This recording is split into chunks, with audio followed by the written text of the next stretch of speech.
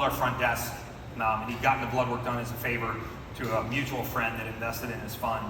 And he said, "Hey Gary, it's Grant Cardone," and I didn't at the time really know who he was. I said, "Hey Mr. Cardone, it's nice to meet you." And he said, "Look man, before we get started, I got to tell you, I don't even know who you are. I just got this blood work done as a favor to a friend."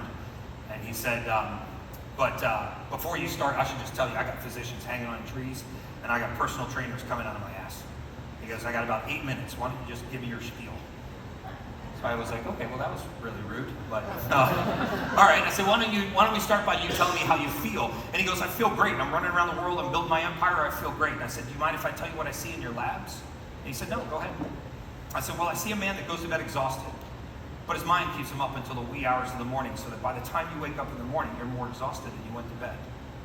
And I said, "I can see that in the mornings you wake up sore and achy, like you had a hard workout the night before when you have it. And I bet it really bothers you because the soles of your feet and your ankles hurt when you get out of bed to walk to the bathroom and take your first piss." And he was quiet. And I said, "Look, Mr. Cardone, I don't know anything about your love life, but libido left the building about 18 months ago. And my guess is that the number one thing that bothers you is brain fog." He said, "What the hell do you mean, dementia?" I said, No, not dementia. I mean brain fog. You get a great idea in the bedroom and you walk to the kitchen, and by the time you make it to the kitchen, you wonder what the heck you're doing in the kitchen. And then he got mad. He said, "Who put you up to this? Did Elena give you that information? Did Jared give you that information?" I didn't even know who they were at the time. And he said, "Did Ryan give you that information?" I said, "No, I don't even know who they are, and it would be a felony for me to talk to them about your medical records without your permission anyway." He goes, "You can really tell all that from a blood test?" And I said, "Yeah, I sure can." So I heard him take it off speakerphone. He shut his office door, and he picked up the phone. He goes, "Gary, I feel like shit." I said, "Well, I know that. Now we're getting somewhere." And he goes, "How long will it take to fix it?" I said, "About 8 weeks." He goes, "I'll do anything you say. Lotions, potions, creams, jellies, injections, whatever you say. Here's my credit card. Send it to me." And he hung up the phone.